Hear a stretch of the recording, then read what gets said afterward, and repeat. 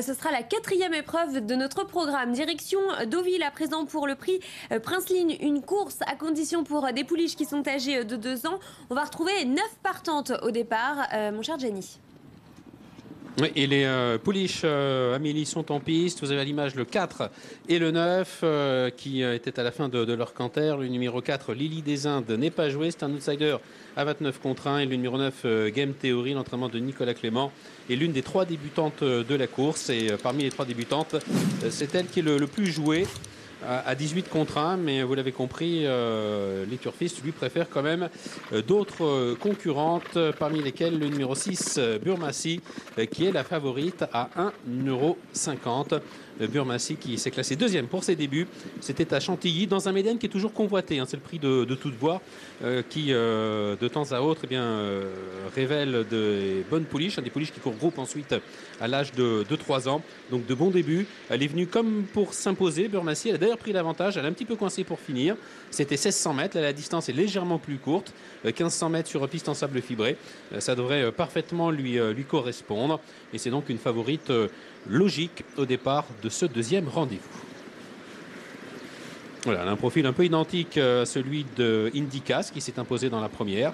Indicas avait fait de bons débuts, des débuts prometteurs, et a confirmé donc tout à l'heure en s'imposant dans le Prix Soleil. Burmassi, en région parisienne également, a fait de bons débuts, des débuts prometteurs, et c'est la favorite de ce 2e rendez-vous. À elle de confirmer là dans quelques instants la belle impression visuelle qu'elle a causée l'autre jour. Vous l'avez à l'image, c'est une pouliche qui est entraînée par André Fabre, une fille de Lopé des Vega, un ancien vainqueur de notre prix du Jockey Club. C'est la souche maternelle de Borgia, qui fut une championne. Donc pas mal d'atouts dans le jeu de ce numéro 6, ce Burmassi, qui est entraîné par Pierre-Charles Boudot. Le retour du Japon est en lice, toujours pour la cravache de bronze, Pierre-Charles Boudot. Donc 1,50 €. Elle est vraiment écrasée d'argent, comme on dit dans le jargon, cette Burmassi.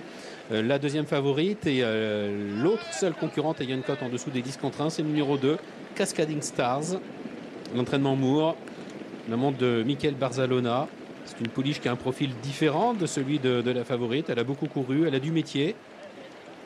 Et elle vient d'ouvrir son palmarès sur l'hippodrome de Kempton, sur piste en sable fibré. Surface d'ailleurs qui lui convient très bien, puisqu'en 4 tentatives sur le sable, elle a été au plus loin 2e. Une victoire et 3 deuxièmes places pour Cascading Stars, qui va donc essayer de tirer profit de son métier dans quelques instants. Maintenant, la marge de progression de la pouliche d'André Fabre est sans doute plus importante.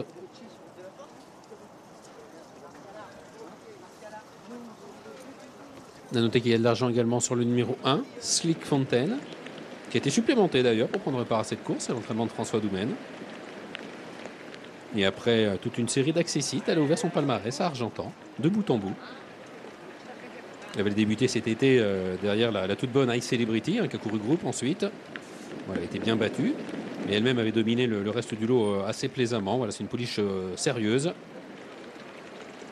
qui a sans doute la qualité suffisante pour jouer ici un tout premier rôle.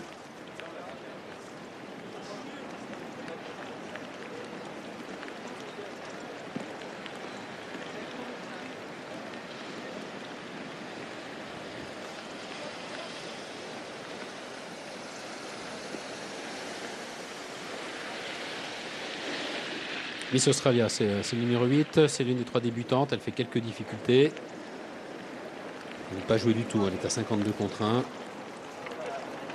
Elle a été élevée par Lara Duquesnay. On a vu le canter de notre débutante, Game Theory, tout à l'heure. Il y a un petit mot sur la dernière débutante au départ de la course, qui dépend de l'entraînement d'Yves Nicolaï, c'est le numéro 7, Saint-Amarante. La cote dépasse les 30 contre 1, c'est la sœur de Frascata que les quintéistes connaissent bien.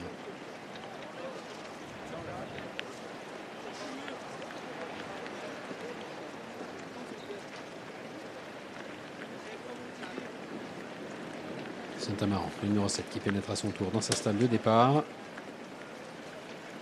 Le numéro 3, Gilded Lace, 8,20 €, il y a un petit peu d'argent également.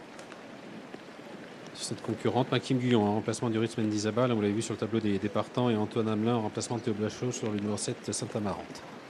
Départ imminent.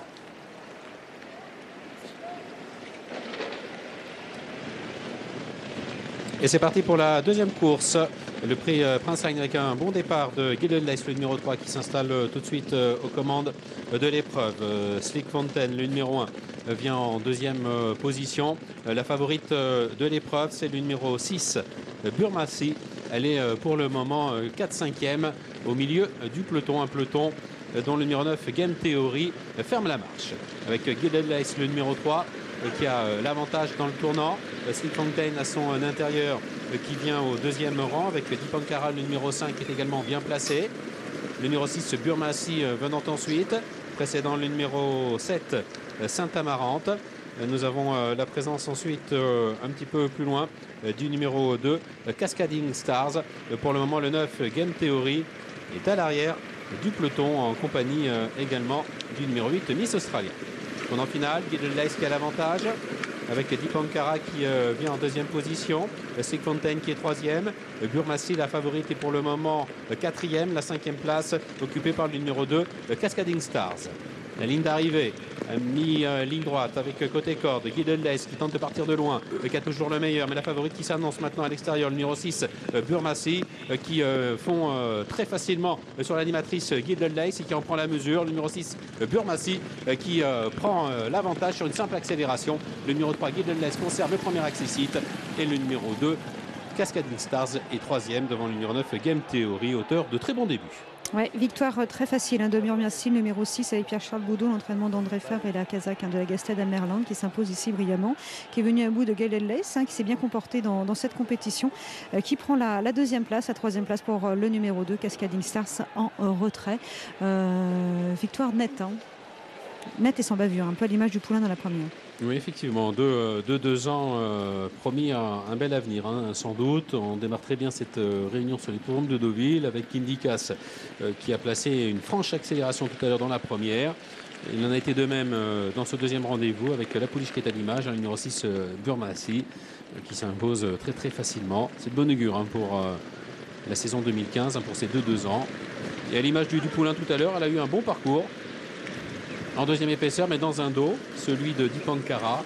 Et dès que Pierre-Charles Boudot va lui demander d'accélérer, eh bien, la classe naturelle de cette fille de l'OP des Végas va parler. Et je vous conseille de suivre également du coin de l'œil Game Theory. C'est la casaque rouge et jaune qui est à l'arrière-garde. C'est l'entraînement de Nicolas Clément. La montre de Thierry Tullier, elle débutait, elle va terminer dans une plaisante action.